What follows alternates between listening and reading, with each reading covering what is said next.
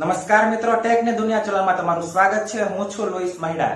આ વિડીયોમાં હું તમને તમારા મોબાઈલનું એક એવું સેટિંગ બતાવીશ જેની મદદથી તમને ઇમરજન્સીમાં કામ લાગશે, પ્લસ તમારા મોબાઈલનો ખર્ચો પણ બચી જશે। અને આની માટે તમારે કોઈ પણ એપ્લિકેશન એક્સટર્નલ ડાઉનલોડ કરવાની જરૂર નથી। તો ચાલો વિડીયો જોઈએ।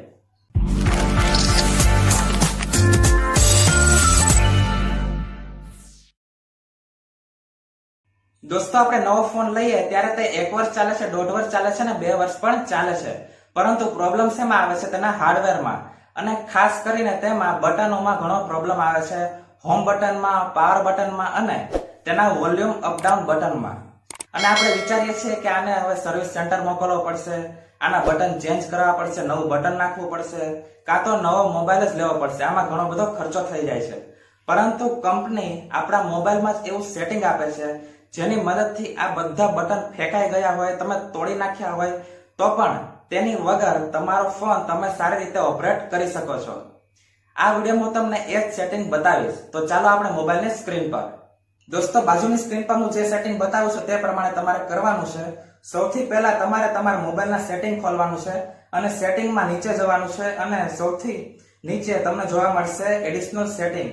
એડિશનલ સેટિંગમાં જશો એટલે તમને નીચે એસેસિબિલિટી નો ઓપ્શન જોવા મળશે। તે બધા જ એન્ડ્રોઈડ ફોનમાં આપવામાં આવેલો હોય છે, તમારે ખાલી તેને શોધવાનું હોય છે। તેની ઉપર ક્લિક કરશો એટલે એસેસિબિલિટી મેનુ નો ઓપ્શન આવશે, તેની પર ક્લિક કરવાનું છે એટલે તમને પરમિશન માંગશે ઓકે કરવાની। તમારે તેને ઓકે કરીને તમારે હોમ સ્ક્રીન પર પાછું આવી જવાનું છે। એટલે હોમ સ્ક્રીન પર આવશો એટલે તમને નાનકડો એક માણસ જોવા મળશે જે તમારું બધું જ કામ ઓટોમેટિક કરશે। હવે તેની ઉપર ક્લિક કરશો એટલે સૌથી પહેલા તમને ઓપ્શન જોવા મળશે ગૂગલ આસિસ્ટન્ટનો, જે તમે અત્યાર સુધી હોમ બટન પ્રેસ કરતા હતા એ તો આપણું બગડી ગયું છે, હવે તમે આનાથી ઉપયોગ કરી શકશો। તેની ઉપર દબાવશો એટલે આપણું ગૂગલ આસિસ્ટન્ટ ખુલી જશે। બીજો ઓપ્શન છે એસેસિબિલિટી સેટિંગ, તેની ઉપર ક્લિક કરશો એટલે હમણાં આપણે જે સેટિંગ ખોલ્યું હતું તે ખુલી જશે। પછી બહાર જશો, ત્રીજો ઓપ્શન છે આપણે પાવરનો, પાવર ઉપર ક્લિક કરશો એટલે આપણે રિસ્ટાર્ટ કરી શકશું, પાવર ઓફ ઓન કરી શકશું। પછી ચોથો ઓપ્શન છે વોલ્યુમ ડાઉન અને વોલ્યુમ અપ નો, આપણું બટન બગડી ગયું છે, અહીંયાથી આપણે તેને સેટિંગ કરી શકશું, વોલ્યુમ અપ અને ડાઉન કરી શકશું। પછી પાંચમો ઓપ્શન આપવામાં આવ્યો છે આપણને રિસેન્ટ એપ નો, જે આપણે હોમ બટન ઉપર ક્લિક કરીને કરતા હતા। હવે છઠ્ઠો ઓપ્શન આપણને આપવામાં આવ્યો છે, નીચે પર ક્લિક કરશું એટલે બ્રાઇટનેસ નો, બ્રાઇટનેસ તેને ડાઉનલોડ ડાઉન પણ કરી શકશું, અપ પણ કરીશું, વધારે ઘટાડી શકશું અહીંયાથી જ તેની બ્રાઇટનેસ। ઓકે, હવે આપણને સાતમો ઓપ્શન આપવામાં આવ્યો છે લોક સ્ક્રીન નો, તેને આપણે અત્યારે લોક નહીં કરવાની।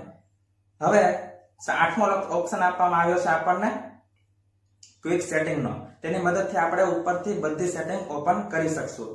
અને છેલ્લો ઓપ્શન આપવામાં આવ્યો છે સ્ક્રીનશોટ નો, આવી રીતે આપણે બધા સેટિંગ કરી શકશું। દોસ્તો જો વિડીયો પસંદ આવ્યો હોય તો નીચે કમેન્ટ કરો, તમને આ વિડીયોમાં શું નવું લાગ્યું, શું જાણવા મળ્યું, શું જાણવા ન મળ્યું, જે કમેન્ટ કર્યું એ કરો।